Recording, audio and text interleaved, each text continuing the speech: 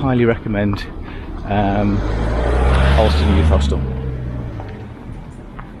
Breakfast was lovely.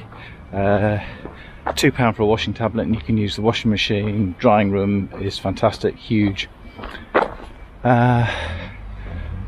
Showers, towel high, you know, everything you want. Had a really good night's sleep, and yeah, just well, it kind of feels like the final stretch now.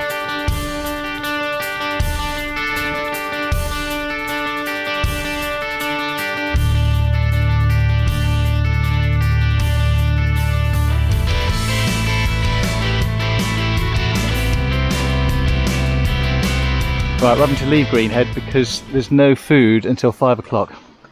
But there is food at Once Brewed, which is in about 3 hours' time. And yeah, get to Once Brewed. There's a campsite at Windshields. Should be there 7ish, 7:30, and then down to the pub to get some food. Weather's got a lot better, thankfully.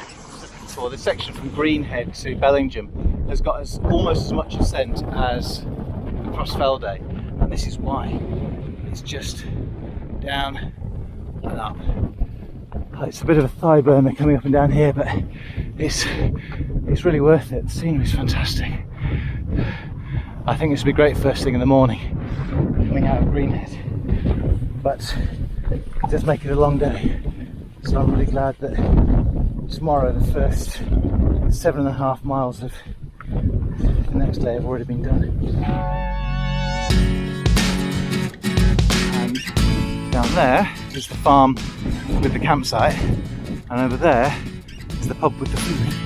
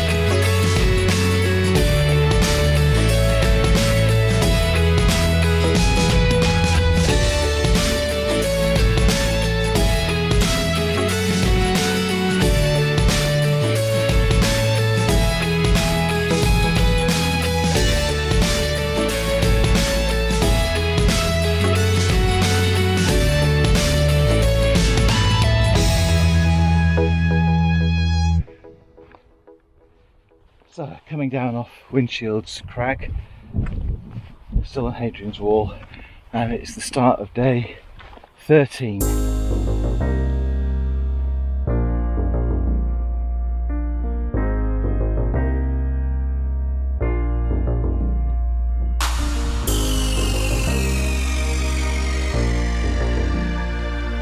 So this is where we leave Hadrian's Wall and head off to Scotland.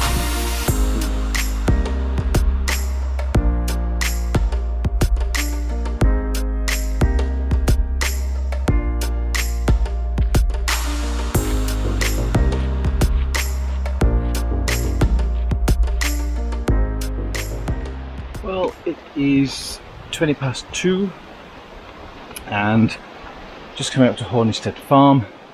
The section from Hadrian's Wall to here does really feel like it goes on forever. And if you'd started the day in Greenhead, then I can see you sort of approaching despair at this point, perhaps.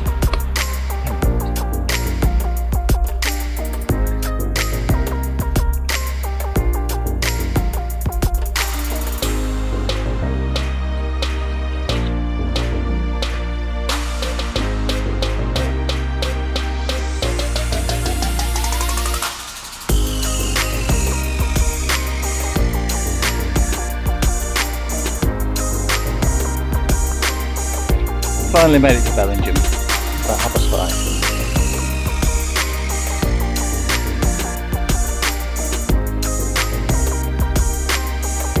All pitched up at the main farm. Off to find some food now.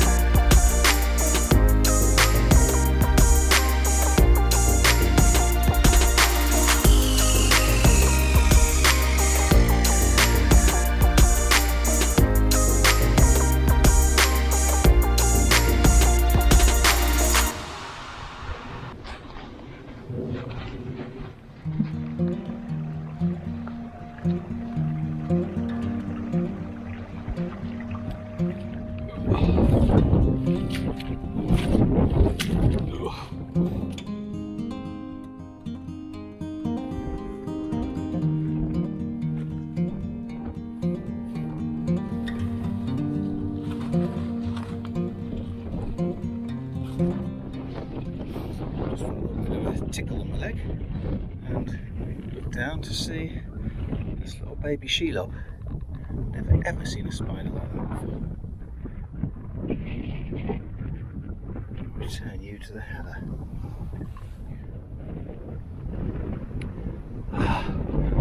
Still good visibility and lots more patches of blue sky, and I think there's something like 7 miles left to go. Okay, it's 2:02, 5.5 miles to go, 2.5 hours or so. I should be in just before 5, and this is the first proper view of the Cheviot.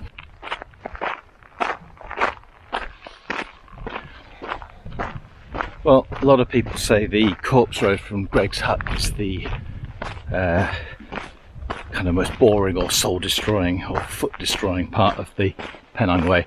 I actually didn't mind that too much. This section coming down into Burness, this is worse than the Corpse Road.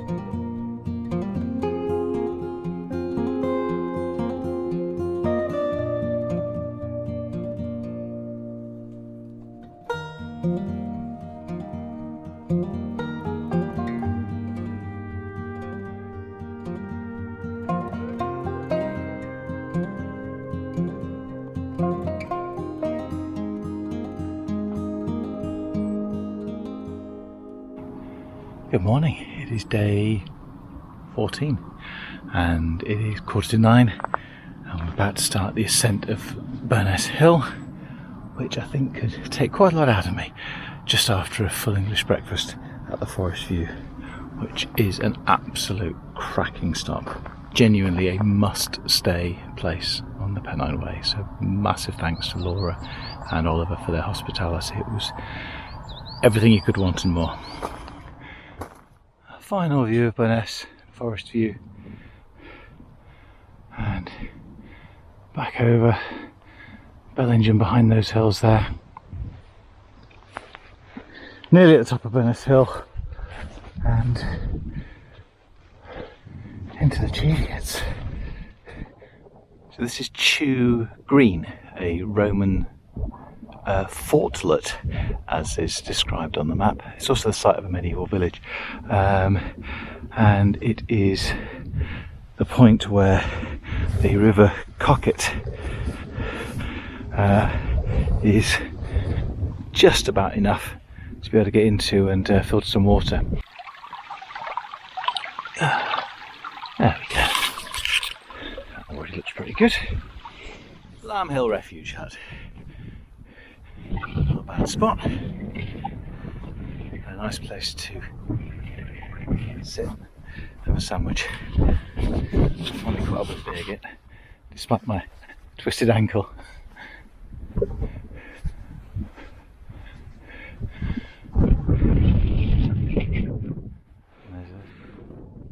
The views are just incredible.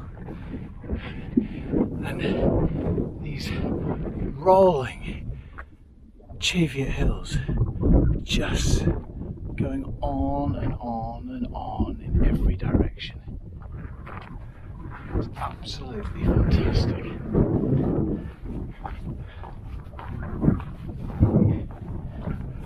What a day. I don't know if these will come out on film, but I'd heard about the feral goats up on the Cheviots and I was really hoping to see some. Here they are. But oh my god, these aren't feral goats, these are satanic goats. This is the goat that's on the front cover of a heavy metal band album. I'm actually a little anxious to get any closer because these guys are fierce looking.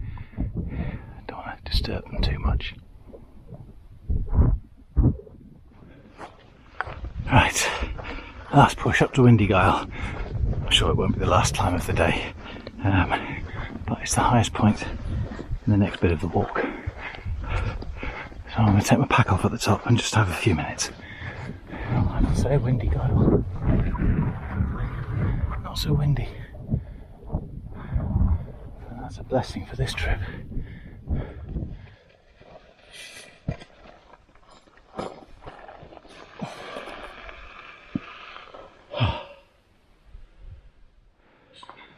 So this is a decision point for a lot of people. Not for me, my decision's already made. But this is where you can potentially dump your rucksack and do a 2.5 mile round trip up there, and somewhere on that wide flat top there is the Cheviot summit.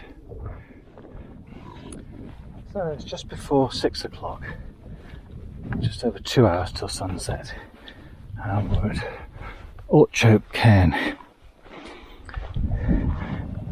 just above a steep descent down to Hut 2, which is off down in that direction.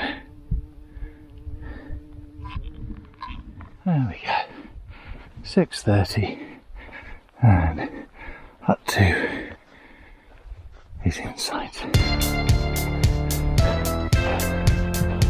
Ooh.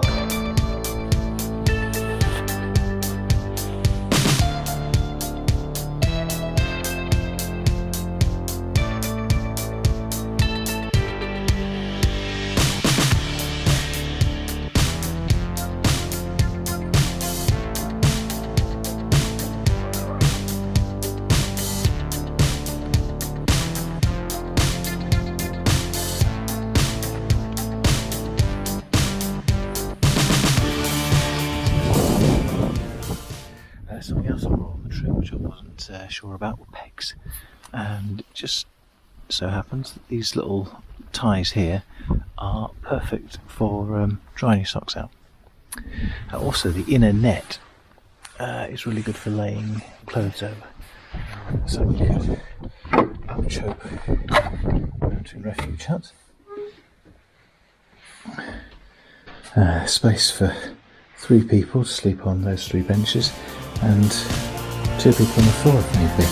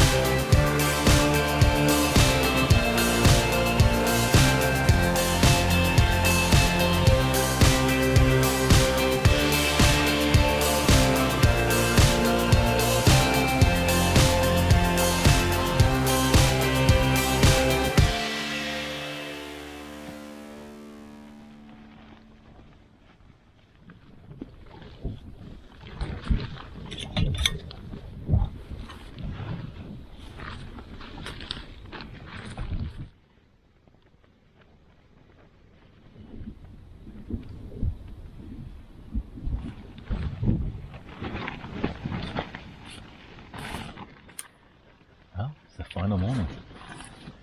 It's the final coffee, and amazingly the final bit of gas heated it just enough, just before boiling. So I've got the final cereal bars to eat this morning, and the final 8 miles of the Pennine way.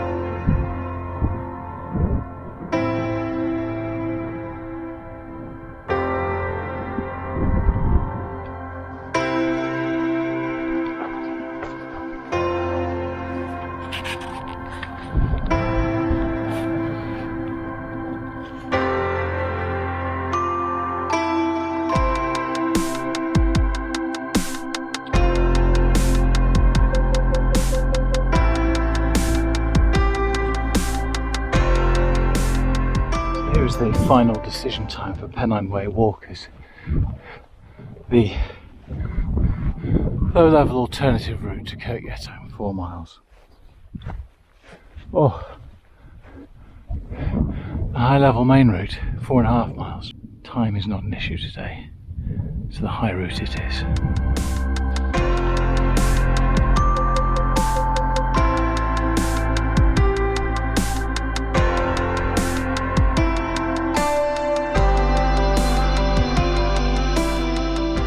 Nearly there, about half an hour left to go. There have been times on this walk when I have felt really low and I have just wanted to be at home, just wanted it to be over. But never once have I thought about actually taking that option. I've been absolutely determined to finish this walk. And as I come down the final mile or so, I'm feeling really chuffed with myself, really chuffed. 268 miles from Derbyshire to Scotland, the Pennine Way, start to finish, in one continuous walk, 16 consecutive days. And that is something to be proud of, and I am.